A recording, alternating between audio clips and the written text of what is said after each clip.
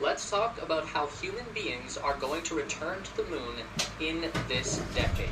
The Artemis program is spearheaded almost entirely by NASA, with a few partner space agencies and private companies helping out along the way, chief among them all being SpaceX, who are tasked with delivering the lunar Starship vehicle that will actually allow astronauts to touch down on the moon's surface for the first time in over 50 years.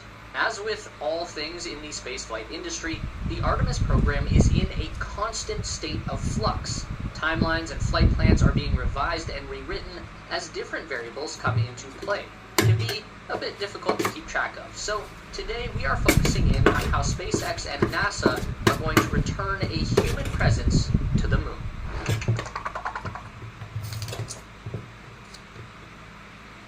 Even though SpaceX is essentially just functioning as a NASA subcontractor in the grand scheme of the Artemis program, they are also responsible for delivering the biggest, most powerful, and arguably most important part of the entire moon landing mission, the lunar Starship.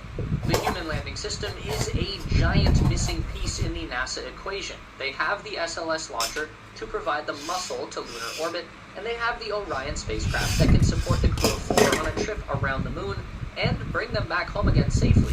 But they don't have any vehicle in their lineup that can ferry the crew down from Orion to the surface and send them back up again. So they outsourced that job to the private sector. Back in the olden days of the Apollo program, NASA was able to fit a small lunar lander into the same rocket that launched their command module. The landing craft was stashed away in the cargo fairing of the Saturn V just below the service module. Once the upper stage of the rocket was coasting in orbit, the service module and capsule would... Let's talk about how human beings are going to return to the moon in this decade.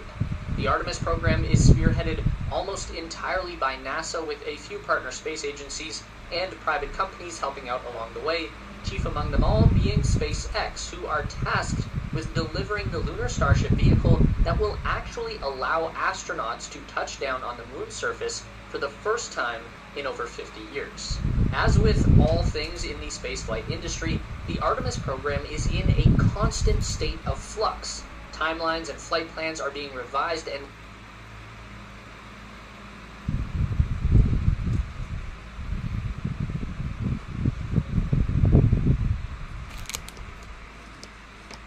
Hello, one people, nice to meet you.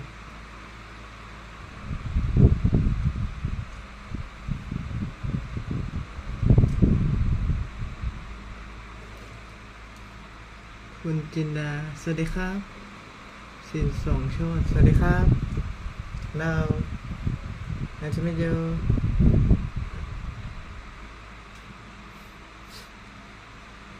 Now I'm eating my lunchtime, everyone.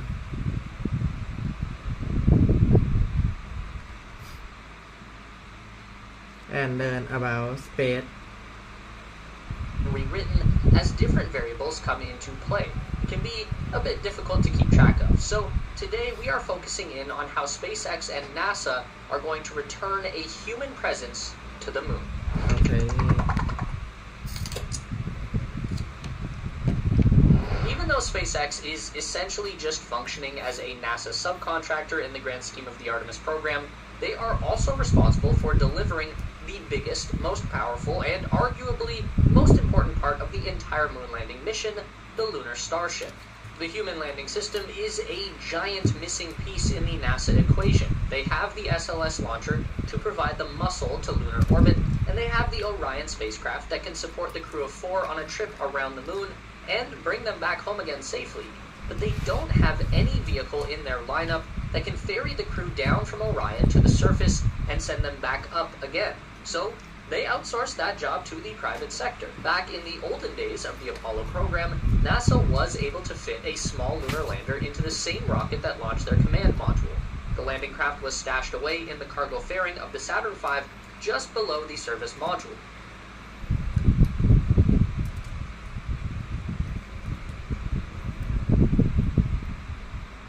Cargo fairing.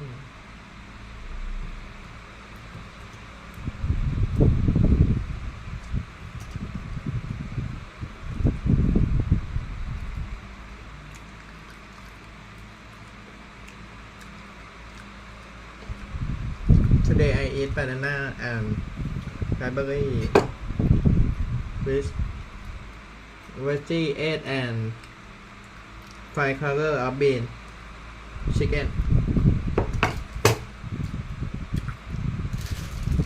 and pork grill.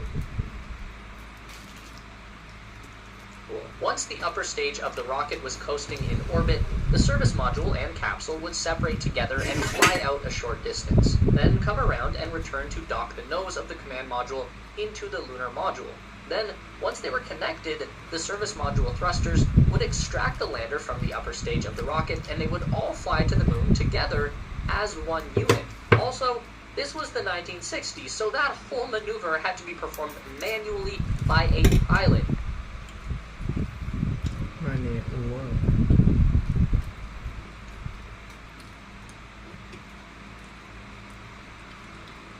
No automation available. Logistically, that whole system just doesn't work for the modern Artemis program. For one, the SLS doesn't offer the same lift capability as the old Saturn V. The Apollo-era rocket could deliver 43 metric tons to the moon, while SLS maxes out at 27 tons, which is enough to send the Orion capsule and service module, but not much more. So, SLS has more thrust at liftoff than Saturn V, but a lower weight capacity. You might be wondering, what's the deal with that? Put simply, rocket equations are a nightmare. We're going to come back to this in a minute, so just keep that in mind. But even if there was more power available, NASA doesn't want to just get by anymore with a flimsy little stowaway moon lander.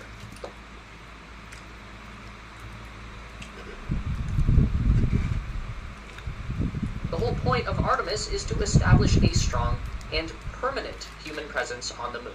To do that, we need the sturdiest landing vehicle possible, one that can deliver heavy infrastructure while also supporting a crew for their week-long excursions to the lunar surface.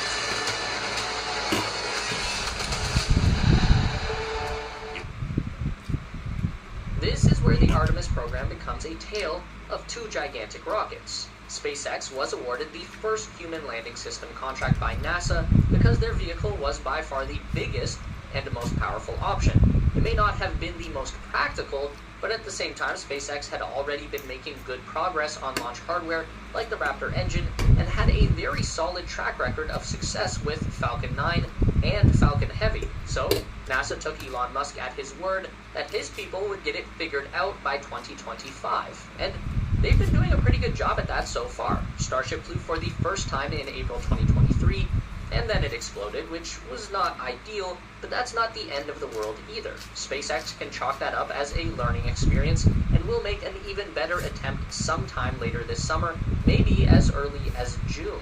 The lunar starship that is going to fly to the moon will be pretty similar to the designs that we've seen so far being tested at Boca Chica, but with a few key differences. The most significant being that the lunar starship will never re-enter Earth's atmosphere, so it won't require the black heat shield or the big aero flaps at the nose and tail of the upper stage.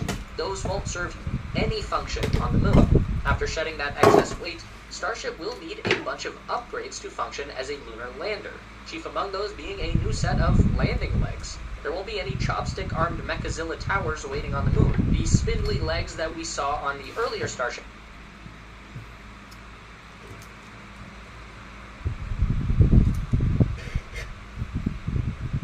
prototypes won't do either. The lunar starship needs a wide, stable footprint to land on, something more similar to a Falcon 9 booster. And the ship will also require landing thrusters as well. We've seen these in a few renderings mounted on the side of the vehicle. These are going to be necessary to steer the ship on its descent to the lunar surface.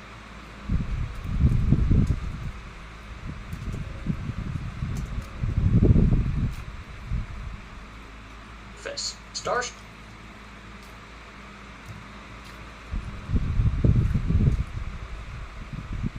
designed to land on Earth and Mars use aero flaps to steer, but there's no air on the moon, so that doesn't work. The moon doesn't have very much gravity either, so it's also very likely that the Raptor engines are just too powerful for landing on the moon or even launching from the surface, not unless we want to add another crater to the moon's complexion. SpaceX will also need to devise an elevator system for their lunar starship. Since the lower 2/3 of the 50-meter tall ship are taken up by fuel tanks, the crew are going to need some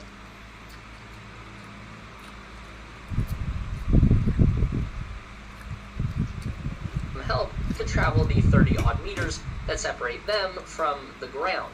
This is also going to be critical for deploying payloads to the lunar surface. Luckily, the gravity on the moon is 1/6 of the Earth, so the lift doesn't have to be particularly strong, just reliable. Above the cargo hold will need to be a crew quarters. That should be no problem considering the gigantic 9-meter wide empty space left at the top of the ship. For just 2 people, it's going to be plenty spacious for a week-long stay on the moon. All that SpaceX really needs to do is furnish and pressurize a few levels within the upper fairing. They have a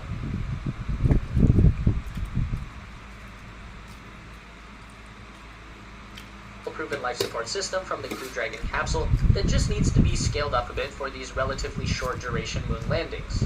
Figuring out a Mars life support system for Starship is going to be the hard part. And then lastly, they just need a small docking port up in the tip of the nose cone, something that SpaceX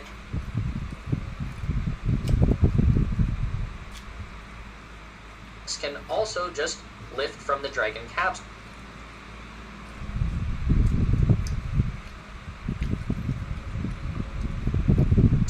This is how the Orion crew will link up with the Starship and transfer between vehicles. All of that stuff we just talked about is going to be a ton of work for SpaceX to accomplish over the next 2 years, but there is still one more significant hurdle to overcome.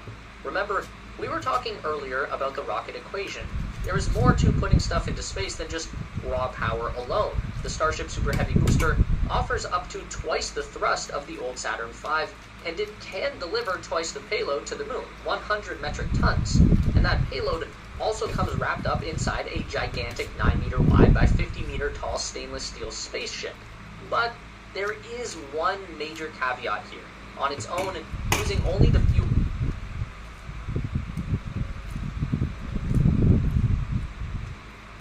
that it launches with, Starship cannot go beyond low Earth orbit.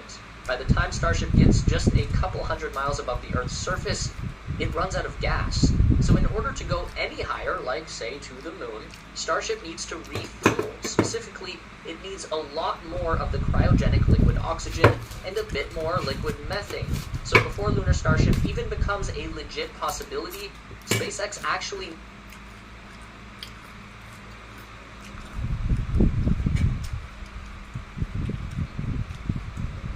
needs to first perfect the tanker Starship. The tanker variant is going to be a totally stripped down upper stage vehicle.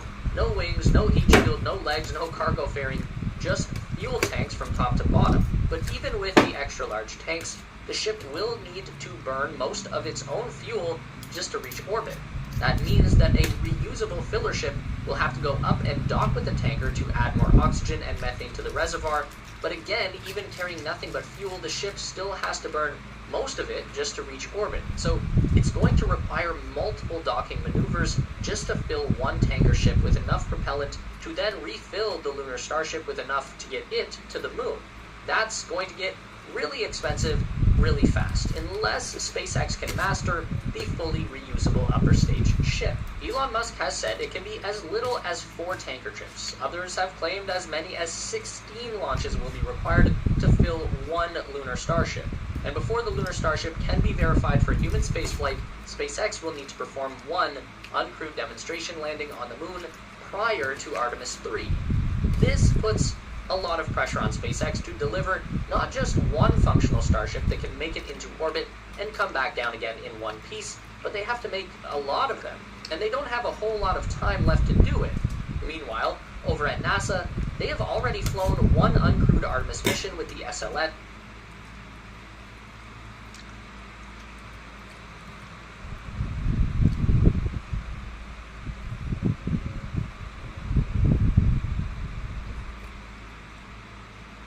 and Orion to verify the flight hardware, and thanks to the overwhelming success in 2022, NASA is clear for the first crewed Artemis launch in 2024 that will feature a round trip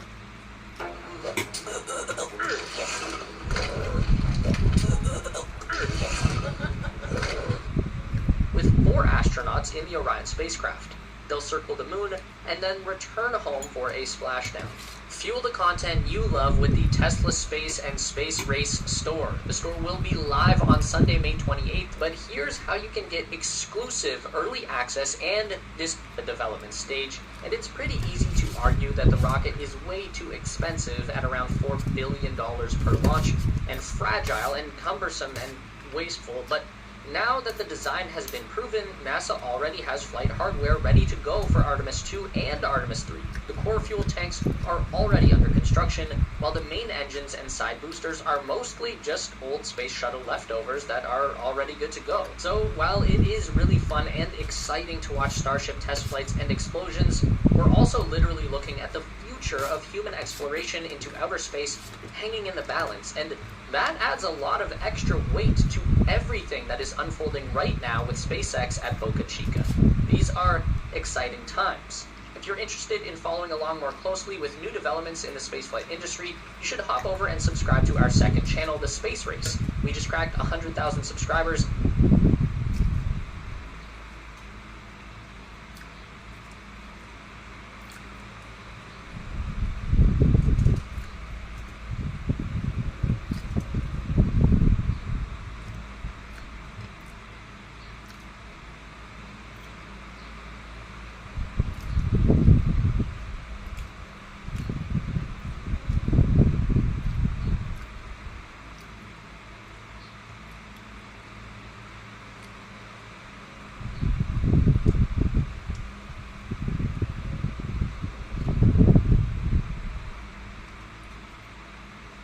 We are working on some really interesting new content for that channel that we are really proud of. So check it out, link down below in the description.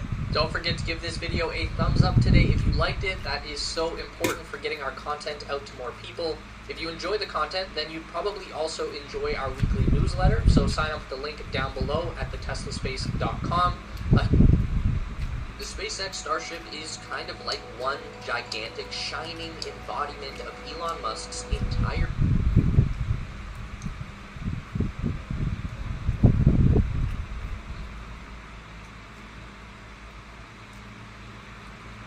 vision for the future of SpaceX. One rocket to rule them all. Starship is the means to reaching Elon's ultimate goal of establishing a self-sustaining human colony on the planet Mars. Everything that SpaceX has done up until this point has been a build-up to Starship. And now that it's finally arrived, Starship will be at the heart of everything that SpaceX will be doing moving forward. Developing a spacecraft on this scale has been an epic task, and we've seen a lot of design iterations come and go over the years that finally rendered out the Starship that we know today. Every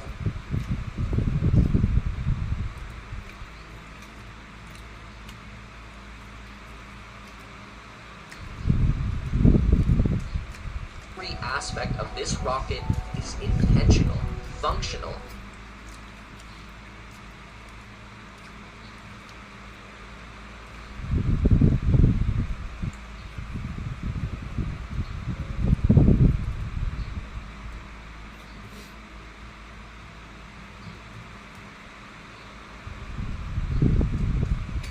has its own reason for being developed the way that it was.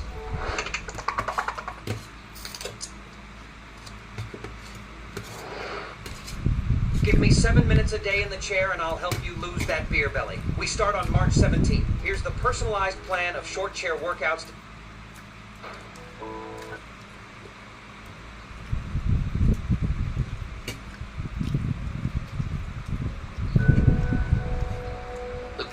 Landing on Mars was the first and only thing that Elon Musk had on his mind when he originally founded the company SpaceX. But Elon wasn't envisioning Martian cities and massive fleets of spaceships. His original idea was fairly simple.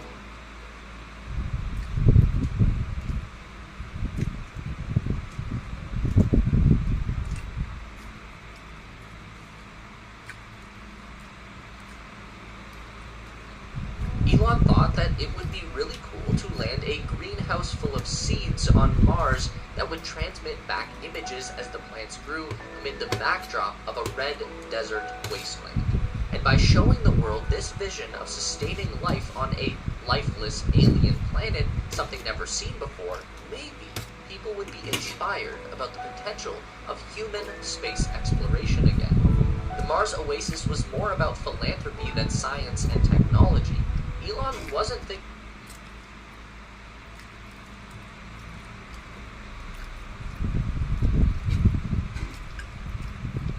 so much about starting his own company.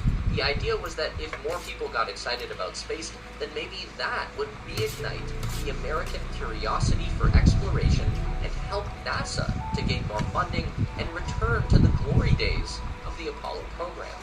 This was 2001, and Elon had about $175 million burning a hole in his pocket after selling his ownership in PayPal.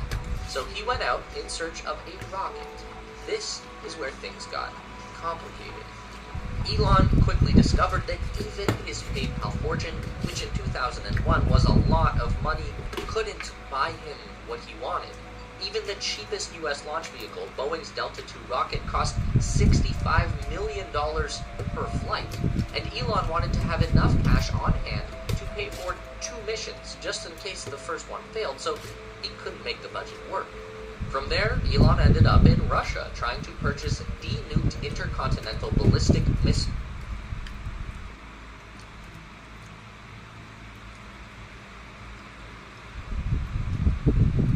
But Intercontinental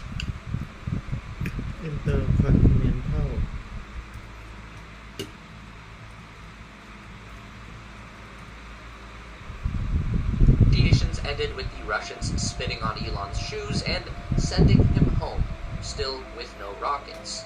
This is the point in the timeline where SpaceX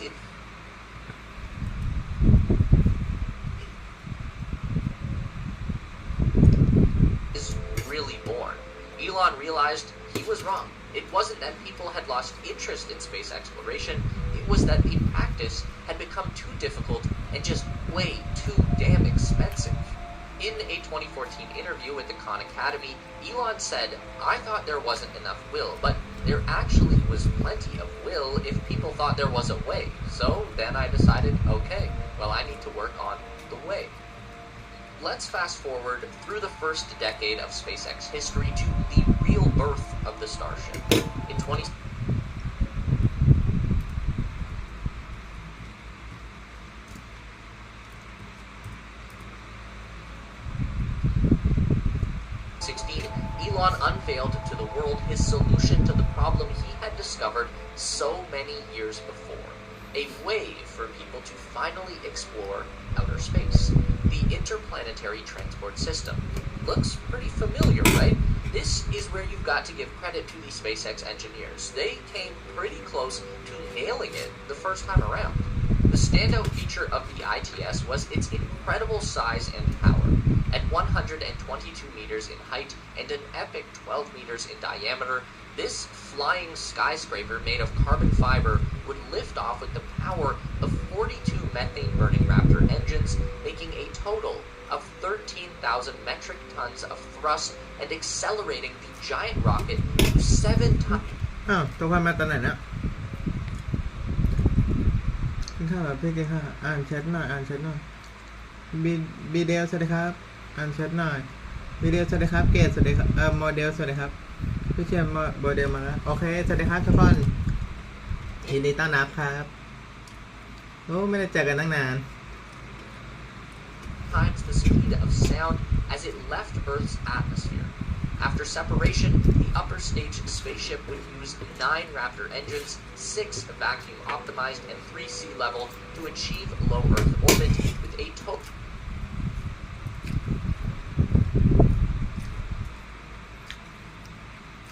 cargo capacity of 450 metric tons. The ITS booster would then re-enter the atmosphere the same as a Falcon 9 and perform a return to launch site with a propulsive landing. From here, the booster could be instantly refitted to its launch mount, topped with a new upper stage tanker ship, and reflown again.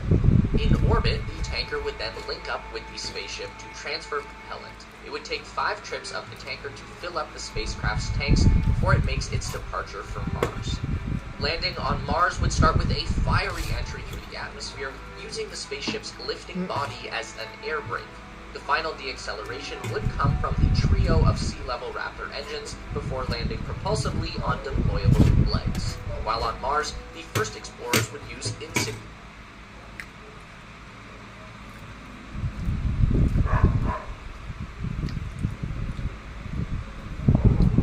resources to manufacture new methane fuel and oxygen for their own return trip, pulling carbon dioxide from the Martian atmosphere and extracting water from below the surface. And then they simply blast off from Mars and return home. According to SpaceX calculations, they could drive the cost down exponentially by making their 3 major hardware components all fully reusable, with 1,000 lifetime launches of the booster, 100 missions of the tanker, and 12 round trips per spaceship over an operational life of over 25 years. The production of the 3 hardware components would cost $560 million, but factoring in the target reuse numbers, propellant cost, maintenance in between flights, the total cost per Mars flight comes down to $62 million, equaling out to a cost per ton of cargo to Mars at just $140,000. Comparing to Elon's $65 million greenhouse launch 15 years prior, this was a total rewrite to the economy of space travel.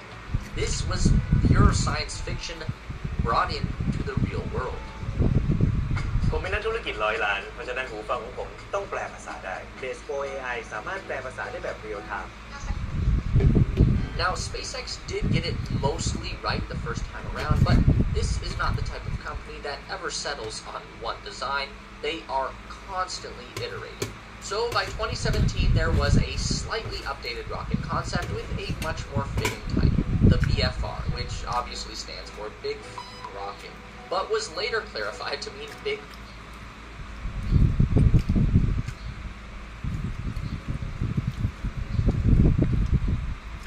Falcon rocket, as in a bigger version of the existing Falcon 9 booster. Anyway, in this redesign, the rocket actually shrank a bit and lost some power, now down to a mere 9 meters wide, 106 meters tall, and sporting just 31 Raptor engines. The upper spaceship also had a lower engine count, down to 6 Raptors, providing a much reduced payload capacity of 150 metric tons to low Earth orbit. This is much closer to Starship's present-day form. But why did Elon feel the need to scale down his giant Mars rocket? Basically, SpaceX identified that there was not enough money to fund a dedicated interplanetary transport ship. It was a super cool idea, it was just lacking in practicality. So, by downsizing the launch system just a bit, SpaceX theorized that they could use this BFR to do everything that the company needed to do, from satellite launches to International Space Station resupply flights to crewed missions landing on the Moon and Mars, and by doing so, SpaceX would consolidate all of the resources that are used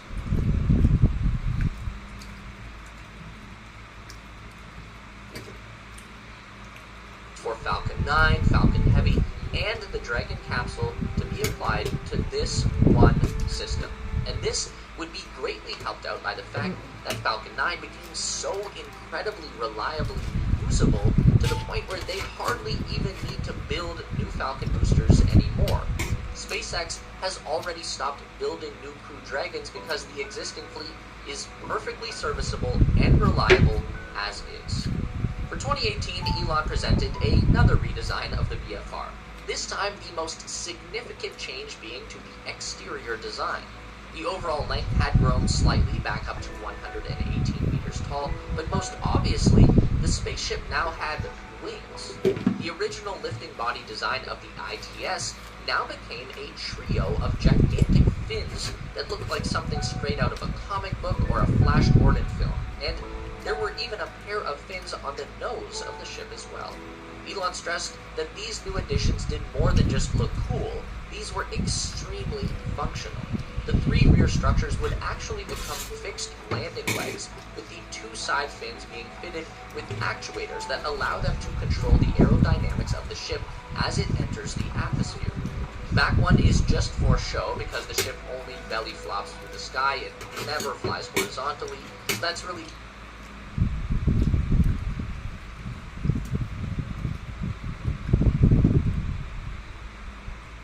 just a landing leg dressed up as a fin for symmetry.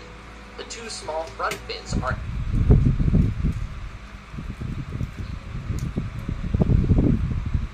actuated as well, allowing the ship to both increase and decrease the amount of drag occurring at all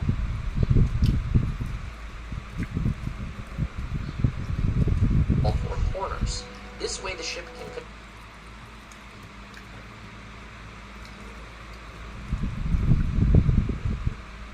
control its own descent in the same way as a skydiver uses their arms and legs to steer as they fall. Now, let's fast forward from there to Elon's 2022 presentation, because this was the first update to feature a real, functional, gigantic rocket live and in person. No renderings this time around. SpaceX had actually built this thing. The change in the name from BFR to Starship was twofold. One, the joke was the F word wasn't exactly appropriate for a legitimate spacecraft that was supposed to fly US astronauts to the moon. And two, just calling this a big falcon was actually a colossal understatement. This was something entirely different. Some obvious changes had been made from the sci-fi cartoon images of the second BFR to the real-life Starship and Super Heavy booster prototype. Obviously, the triple fin design had been sacrificed in favor of 4 low-profile aero flaps, 2 at the base of the ship and 2 at the nose. By this point, Elon had committed to a new idea for the launch tower that would add 2 large arm mechanisms that would work like chopsticks to catch both stages of the rocket on their return. So any ship that was only going to Earth orbit and back would not require landing legs at all, meaning that the third fin was no longer a necessary component. It was also apparent just how much more shiny the real-life Starship was in comparison to its previous concept designs. Originally, SpaceX had intended to make the ITS and BFR from a carbon composite material in order to achieve the lowest possible dry mass for the rocket, but they quickly found that there were more negatives than positives for the lightweight material. It was very expensive, nearly impossible to manufacture on the size and scale that Starship demanded, and carbon fiber. I have to finish writing this paper. I'm swamped. Just get Grammarly. It's free. Can it help with what I wrote last? Is very sensitive to heat, which would require a much more robust heat shield for protection on re-entry. By making Starship from solid rings of welded stainless steel, SpaceX got a rocket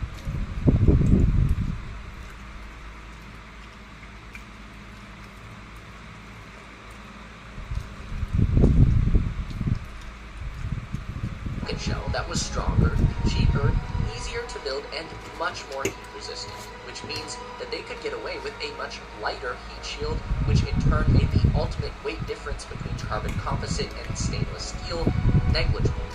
And it was in this iteration that Elon's gigantic rocket finally lifted off from the Earth and flew. It may not have reached space on the first attempt, but it did put on one hell of a show. To think that it took only about 7 years to go from an outrageous science fiction fantasy to the largest and most powerful flying machine ever tested, that to the largest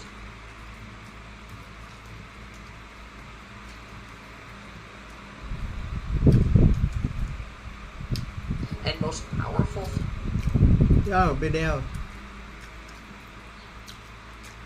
flying machine ever tested, that's an accomplishment that SpaceX is due a lot of credit for. So what was the real reason that brought them here? It's a threefold answer. Thing number one, Elon wanted to make it possible for humans to become multiplanetary. All we need is the will to explore if SpaceX can provide the way. That became the ITS. But that wasn't enough, because thing number two, SpaceX needed versatility. There wasn't enough money in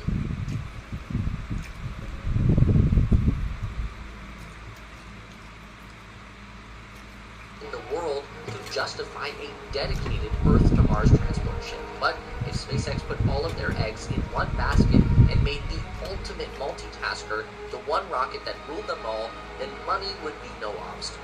That became the BFR. Then thing number 3. SpaceX needed to actually make this the BFR. Ruled them all, then money would be no obstacle. That became the BFR. Then thing number 3. SpaceX needed to actually make this happen in real life. That